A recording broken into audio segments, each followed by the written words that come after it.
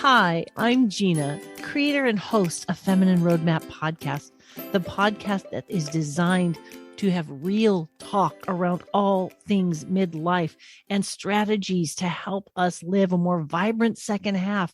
It is my deepest desire to help other people shift the conversation toward empowerment, toward vibrancy, toward excitement about what life has for us and what we can bring to the world, how we can each individually shine our light. So I invite you to grab a cup of something wonderful, to join me each week or when you can, and join me in my living room to have these conversations.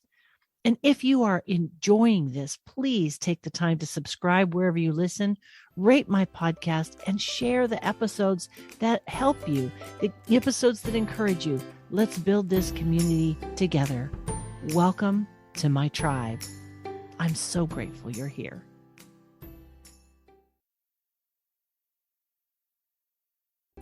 Hello, Feminine Roadmappers. It is Gina here with Feminine Roadmap Podcast, the podcast that helps you navigate the challenges and the changes of midlife and to live a more vibrant second half. Today, we are going to be talking about asking for what you want. And I have to tell you that I'm all by myself in my recording area, and I found out that Zoom has backgrounds and these things that you can put on your face. So right now, I want you to know that I am recording this podcast as a pirate. I have a hat and an eye patch. Oh, it's so funny. I don't know. I'm just sitting here alone doing this podcast for you guys. And every time I move my body quickly, the hat hops. It's awesome. So I am coming to you as Pirate Gina today to talk about asking for what you want, because clearly I'm entertained by this. Maybe I can take a picture so you guys can really appreciate what you're missing, because you see, this is pretty darn awesome, no matter how you think about it. I will post that on my stories. Maybe I should be more argy. What do you think? Should I do something that's a little bit more like, piratey? What is a pirate? Well, that's my best pirate. So there it is. Hang on a second.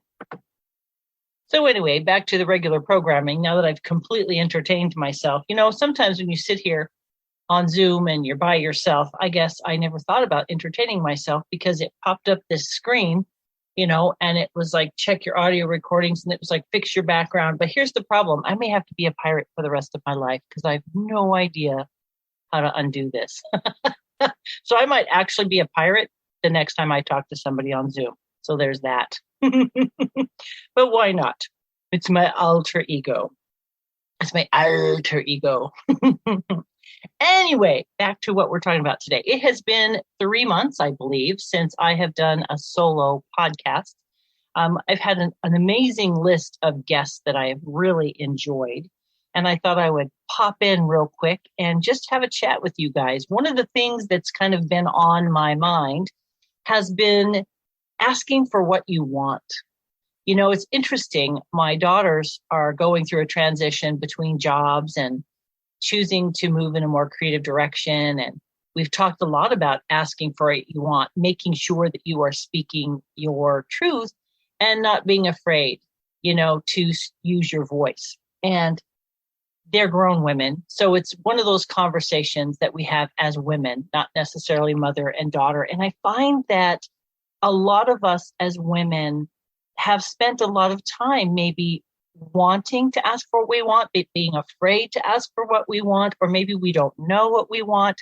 So depending on where you find yourself on this spectrum, I was thinking about the fact that speaking our mind is one thing, but asking for what you want is another. So I'm separating these ideas to, if I'm speaking my mind, my opinion, my thoughts on something, that's one thing. But being able to say that this is what I need right now is asking for what you want. And I have found that when we do ask for what we want, often we get closer to what we want, because sometimes people are surprised that you ask for what you want. And sometimes people just don't know what we want. And most of us are thinking about ourselves and our needs and not other people. So I find it's really helpful to identify what it is that we want. So I have a little framework to kind of talk about what it is that we want.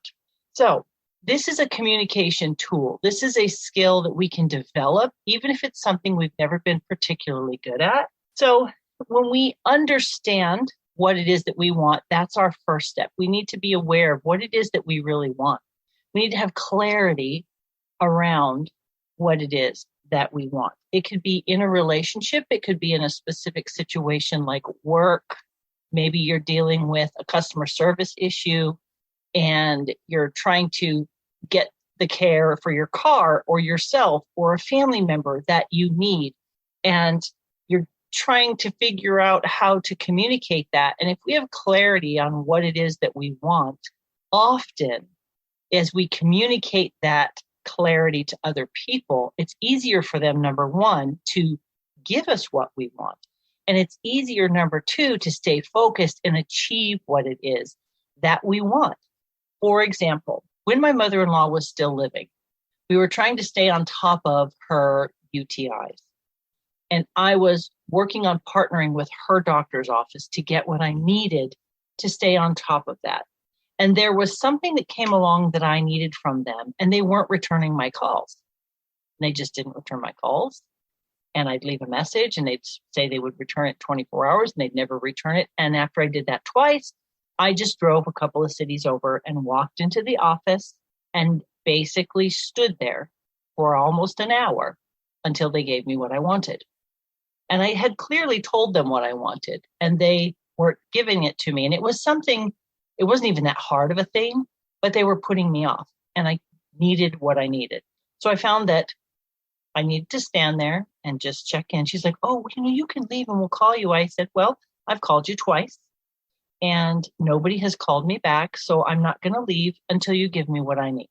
The poor girl was the receptionist, was kind of stressed out. I'm a tall person and I was standing.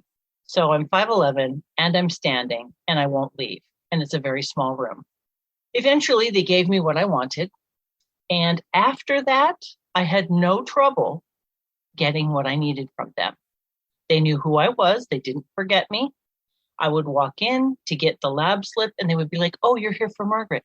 Let me grab that for you. Because they understood that I wasn't rude and I wasn't unkind, but I was firm about the fact that you are not providing the care that my mother-in-law needs. And I will not leave until you provide that care that we need, period. And so that was asking for what I wanted. We really actually needed it, but it was also, I wanted them to understand that I was going to be an advocate for her. And if they did not choose to honor her and care for and respond to her needs, that I would be the one to walk in and stand in front of them until they did what was their job to do. And so I found over the years, especially somehow past like my late 40s, I've always been very outspoken about my opinions and what I think. That has not really been a problem for me. As a matter of fact, it's probably more of a problem that I do it, rather a problem of not being able to do it. I've had to learn to not say what I think. But when it comes to asking for what I want, that was more difficult for me. I found myself always yielding, always, deferring to other people or not wanting to, I'll wait, we'll see what happens, that kind of a thing. And so sometimes when we become clear on what it is that we want from another situation or another person or within a relationship, it's important that we communicate that clearly and with a certain firmness, but it doesn't have to be, this is the key, it doesn't have to be angry, it doesn't have to be manipulative, passive aggressive, emotional, any of that. This is where I would like to say that when we ask for what we want, to stand firmly in our confidence and our clarity on what we want and communicating it in a clear, concise way with firmness, but not necessarily with an attitude. And I think as we stand in our own power like that, we will find that we will have better results. Because sometimes it just doesn't happen because nobody says anything and nobody's thinking about it that way. except for us. So that was just the thing that was on my mind about that is we have to have clarity on what we want. Then we need to have the confidence to speak that clarity, to communicate that need in a way that is heard clearly. Sometimes I feel like I'll be talking about something and then somehow I'm switching gears so fast that my family's like, whoa, wait. Well, we were just talking about this and now you're talking about that, because I get to moving real fast in my brain. And so I think staying on the topic, is really helpful, and knowing what the key need is and just specifically asking for that. And it's really interesting. So I have a good example from the recent situation with both of my daughters and their job situation. They worked at the same place. The shop was being sold and there was a new owner coming in, but there wasn't communication from their current boss about the new situation. And we figured out that he had kind of muddled up the communication process, and they had no idea when their job was going to end, if it was going to end. They didn't know anything about the situation and they couldn't find out. And the new owners, we found out later, were kind of trying to wait for the handover from the current owner, and he wasn't doing it. And so we had a discussion at home, and the girls and I were talking, and I was like, hey, you have a right to ask the questions of this new owner who is going to be taking over. Will you have a job? What are their expectations? What's going on? I said, I would encourage you to just reach out and clearly communicate your questions and find out what it is. And what they wanted in that moment was clarity on their situation. And so they ended up individually emailing the new owner and finding out what the real situation was. And in doing that, they got clarity, were able to communicate to the rest of their team what was coming up, so that the rest of their team could take action based on, are they taking applications? When are the applications due? But my girls were very clear about what they wanted, the information that they needed to make decisions in their lives going forward. And what ended up happening is, it opened up the communication and it calmed the confusion going on, because they chose to ask for what they wanted in that situation, to speak up and ask the questions that they actually had a right to ask. And then it clarified the confusion that was happening from the current owner to the new owners. Now the new owners have taken over, and my girls are there as advocates for the new owner. She will call them and ask them to come in and help sometimes. And so it just really helped their relationship with their team, then with this new owner, and just the ability to have the integrity to speak up and ask those mature questions. And she really appreciated that fact. And the fact that my girls asked for what they wanted from her allowed this whole situation to diffuse that their past boss was creating. And so sometimes asking for what we want isn't like, an item that you want or a situation. Sometimes it's information, asking for what you want, not waiting for someone else to give you something, but stepping up and having the courage to say, I need to know this. This is information that I need from you. And so thinking about asking for what you want in terms of clarity in a situation, in a job, in a relationship, it's interesting how we feel afraid that something negative is going to happen. There's these stories that we have that as women, if we speak up, that we are going to be thought of in a bad way. Oh, she's pushy, she's loud, she's bossy, she's whatever. And learning to shed those things. And I think it naturally comes in midlife where we get kind of over it with things. It seems like most of the women that I know, they're kind of done with that. But it doesn't mean that it doesn't creep into your mind. So I just thought, you know what? How can we encourage one another to step into that place of confidence and communicate in a way that's respectful but firm, respectful of us and respectful of the people that we're talking to, and consistently showing up as that person with that clarity, not like backing off and stepping in and then disappearing and then being aggressive, but really stepping in with that consistency of character and integrity so that people understand where our boundaries are. And when we need something, we feel confident to step into that and ask for what we need. It's very often the case that we feel afraid of what people think. I find that there's a lot that we bypass because we don't speak up. So today I just wanted to touch on the idea that it's okay to speak our mind and ask for what we want. I don't know about you, but I feel like communication is one of those things that we can always improve on. If you're like me and you're an over communicator, my communication work is to clarify, maybe say less than I want to say, or have safe settings where I can orally process to work through things until I have the clarity that I need with people that will understand that this is just me working through it out loud, because that's my best form of working through problems. And for other people who might be more, I like to think it through or write it down or do whatever, finding the tool that helps you get the clarity on what it is that you want. And I think what we want sometimes changes as we go through the different seasons of our lives. One of the things that's been on my mind as well is, when you're in a marriage for a long time, it's so easy to fall into that, that role of we know each other so well that we kind of assume that we know everything about our partners or about our friends even. Long-term relationships, we do know a lot about the people that we're in long-term relationships with, but we're all growing and changing. So I think in relationships, learning to be able to ask for what we want and do it in a way that isn't selfish necessarily, but really having good conversations in our relationships. Find out what your partner wants, what your close friends want, maybe the family members that you're in close relationship with, what it is that they want, so that you can have this conversation where both people have the opportunity to speak their truth and to ask for what they want, so that there can be growth and more maturity in the relationship.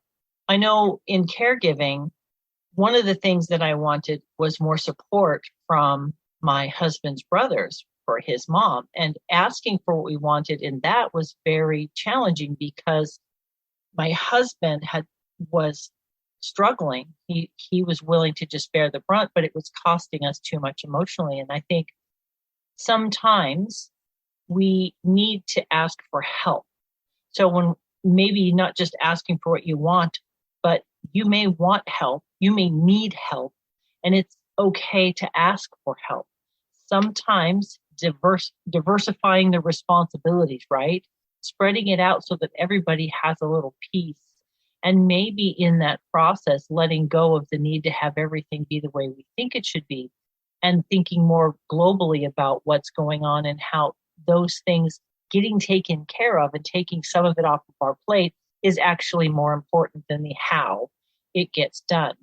And so sometimes what we need is help. Sometimes what we want is to stop doing something. It's not always an adding sometimes. Sometimes it's subtractive.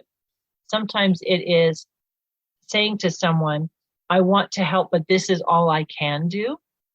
Setting those boundaries and asking for what we want is a boundary setting thing. It is actually saying that here's what I'm willing to do, not willing to do. This is what I need to move forward in that total context, and having the confidence to know that there may be pushback, but that doesn't mean you back down necessarily. You could compromise if you want to, you can negotiate if you want to, or you can stand your ground and get what you want. I have been racking my brains because recently, just like in the last 2 weeks, I had a situation where I just said what I wanted. And it was, for the life of me, I cannot remember, but I do remember looking at my husband and saying, I asked for what I wanted, and by golly, I got it. How about that? And for the life of me, I can't remember what the situation was, but it was something where I just had decided, you know what? I'm going to say, this is what I need. This is what I want. And I got it. And so confidence is a huge piece. And I keep coming back to the confidence, because if we waffle, if we're not convicted on this idea of what we want, if we're not clear and we don't have the conviction that's what we really want, it's going to be hard to get what we want. And sometimes what we want is a break. Sometimes what we want is support. Sometimes what we want is help. Sometimes what we want, like in my situation, is cooperation from another person to move forward towards something.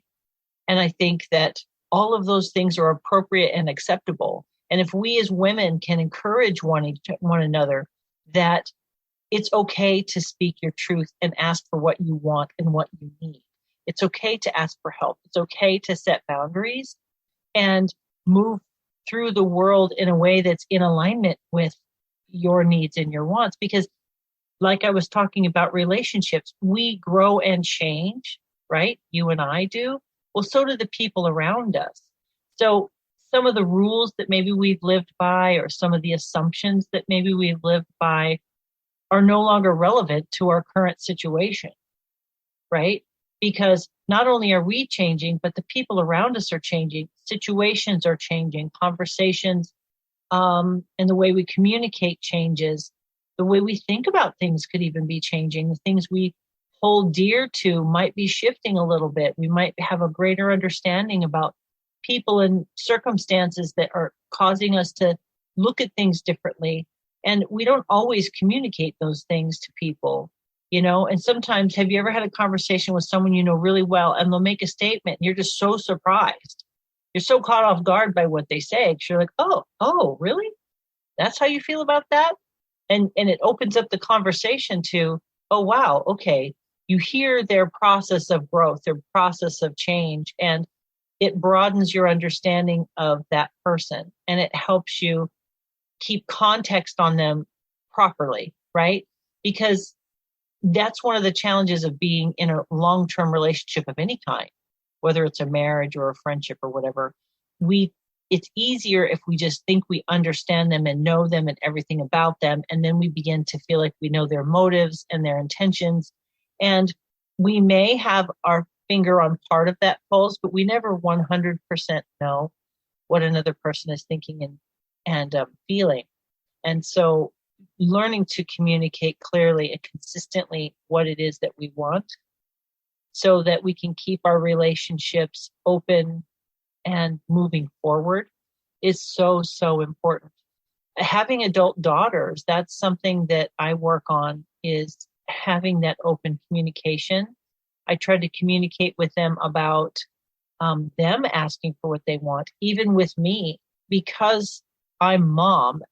It's hard for them sometimes to speak their wants to me, because they don't, they're like, I know that I can, I know that you'll listen, but sometimes you're mom, you're still mom. And so trying to navigate through me empowering my daughters to ask for what they want, but in our relationship, as well as in their relationship with each other, and they're out in the work world and everything else.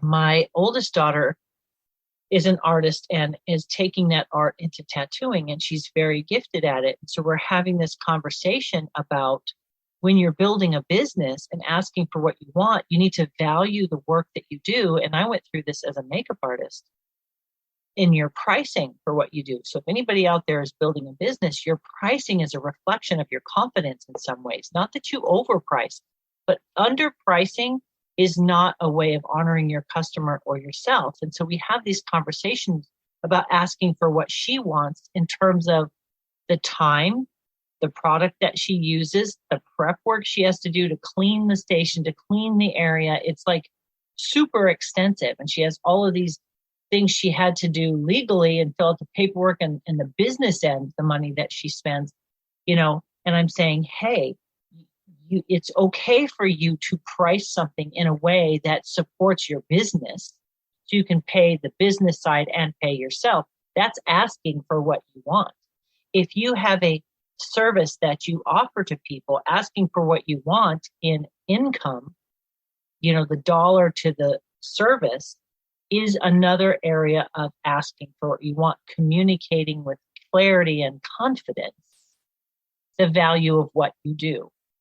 And people will buck sometimes. People have their money stories, but there is someone out there that will pay you what you're worth if you have something that you're doing yourself, like whether it be art or coaching or quilting or knitting, or I don't know what it is you could be doing. It could be candy making. Understanding that your value can be communicated through a price point in a way to ask for what you want, and you will find the audience, the client, that is willing to pay you what you're worth. And so we've had a lot of conversations in our house, in our family, about asking for what you want. And it's really interesting to see the empowerment and the growth that my girls have at their age, that I've tried to take the wisdom of my years and knowing that they have their own journey to go on, but sharing my learning, my failings, my successes, so that they can see the value in asking for what they want in a way that's in alignment with them. Because at the end of the day, this may sound selfish, but if you don't take care of yourself and your boundaries, nobody else is going to do it for you. And if you don't know me well, I am a woman of faith, and I believe that we need to show up in the world with integrity, that there needs to be grace, and there needs to be mutual understanding, and there needs to be truth. Did I say integrity? And so I try to live that way in the world. So when I approach asking for what I want, I try to keep those values in place. And I've really prayed about and thought about, what is it that I really want? I journal about it and I get clarity on it. And sometimes we don't have what we want because we don't ask. There's a Bible verse that says you do not have because you do not ask. Now, I'm not applying that to all worldly things, money, cars, houses. I'm just talking about our basic interactions with people. And even in a job situation, when I was still working in the beauty industry, I was very clear about what it is that I wanted to do. In the end, I did not get what I wanted. I got to do some of what I wanted, but the shifts and changes in the company, there wasn't room for me to do that. And so I chose to take a different direction. But in doing that, I realized what it was that I really wanted out of life. And I'm still on that journey. And as I round up this short chat with you guys, I want to encourage you to take some time and figure out the life that you live. What do you love about the life that you live? If there's anything you'd want to change, and most of us have something, what would that look like? What would your relationships look like? What would your job situation look like? Where would you like to live? Like all that kind of stuff. If you want to go through all of those exercises, but just really getting an understanding on where you're at. And then being honest with yourself on the things that are things that need to change. And if another person's involved, then have that conversation about what it is that you want. Because sometimes we're just that question away from the thing that we want. And often you ask the question and you'll be surprised at the yes that comes your way. I really wish I could remember that situation. Of course, as soon as I hit stop record, I'm sure it'll pop into my brain, but that's okay. It's really interesting, this journey that midlife is, and all the people that I get to talk to on the podcast. And then of course, my friends, they're all midlife. There's a lot of us coming to that place of just kind of being tired of yielding and, putting ourselves aside. And we're just looking for more of that balance. A lot of us are looking for more of that balance and being confident. And so I wanted to encourage you, if you find yourself in that place, please be encouraged that you have, you're worth that thing that you want. I don't know how long it'll take you to get it. I would encourage you not to give up. Keep clarity on the situation. And I want to thank you for being here and just chatting with me today. I hope you grabbed a cup of something wonderful.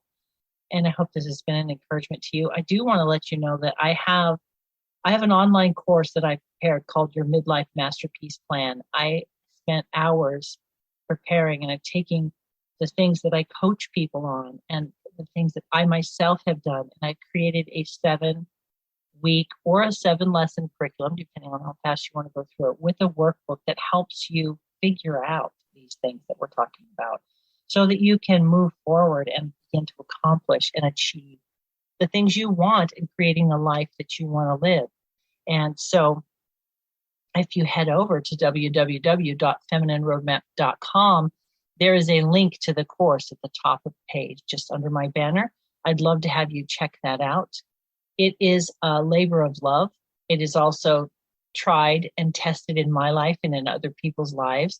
And it's an ongoing journey.